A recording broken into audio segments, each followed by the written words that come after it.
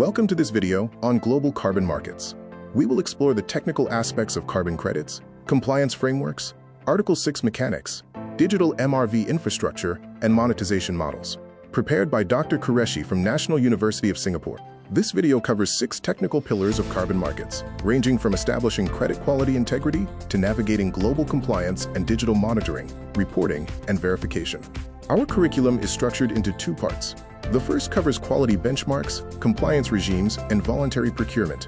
The second addresses Article 6 accounting, digital MRV, and monetization strategies.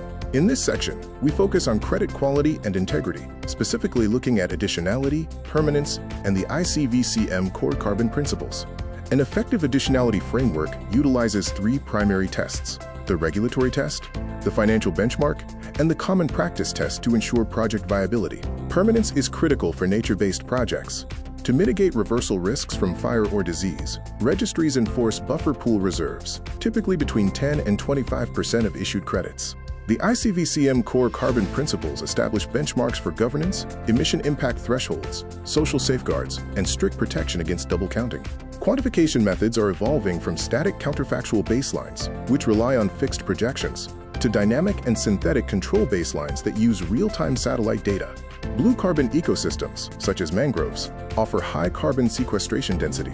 Maintaining the integrity of these projects requires robust social safeguards and equitable benefit sharing. Transitioning to compliance markets, we analyze mandatory carbon pricing, cap-and-trade mechanics, and the role of carbon border adjustment mechanisms.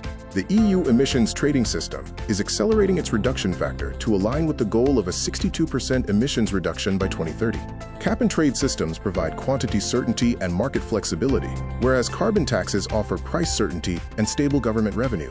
The EU's Carbon Border Adjustment Mechanism, or CBAM, covers energy-intensive sectors, requiring importers to account for embedded carbon and purchase corresponding certificates. The CBAM implementation timeline spans from the initial reporting phase in 2023 to the full application of certificate requirements by 2026, eventually reaching full phase-out of free allocations by 2034. Globally, compliance markets are expanding, with North America's WCI and RGGI programs and China's massive national ETS leading in volume and scope. Moving to voluntary procurement, we explore the VCMI claims code, advanced offtake structures, and the growing influence of third-party rating agencies in carbon markets.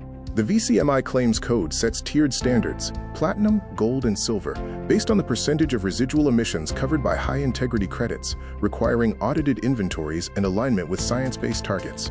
Procurement structures vary between spot purchases, which react to current market prices, and offtake agreements, which offer multi-year price stability and help catalyze project financing. Advanced market commitments aggregate demand for novel carbon removal technologies like direct air capture, providing guaranteed price curves that help these projects scale beyond initial stages. Independent rating agencies like Zero, Silvera, and Calix Global provide critical third-party transparency by evaluating project quality, permanence, and the rigor of carbon impact modeling. Corporate portfolios are evolving to balance immediate, scalable nature-based solutions with permanent engineered removal technologies, aiming for a robust 2030 composition. Article 6 of the Paris Agreement introduces the mechanisms for global carbon trade, centered on bilateral ITMO transfers and the centralized UN Article 6.4 mechanism. Article 6.2 allows for decentralized, bilateral agreements between countries, while Article 6.4 establishes a centralized UN-supervised mechanism that succeeds the former Kyoto-era frameworks.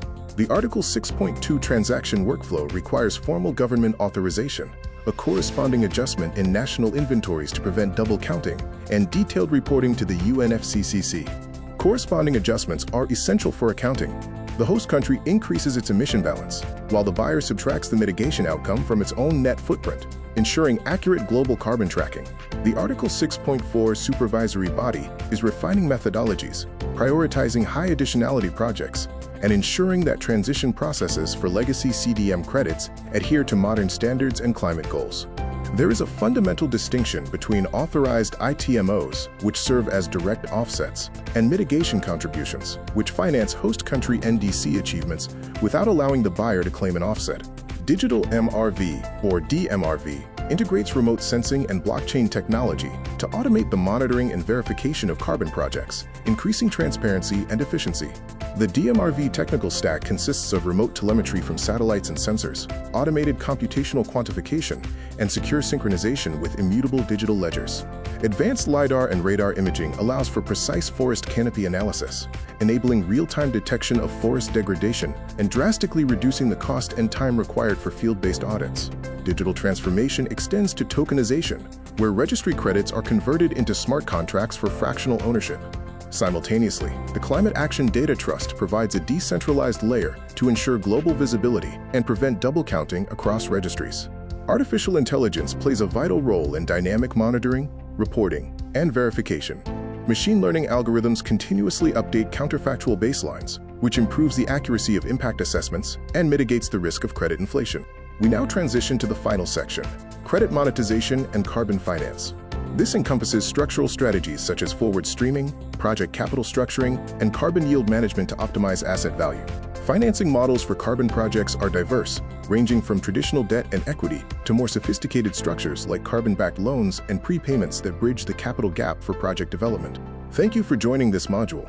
For further collaboration, research proposals, or consulting inquiries, please reach out via the provided contact information. I look forward to working together on these critical climate initiatives.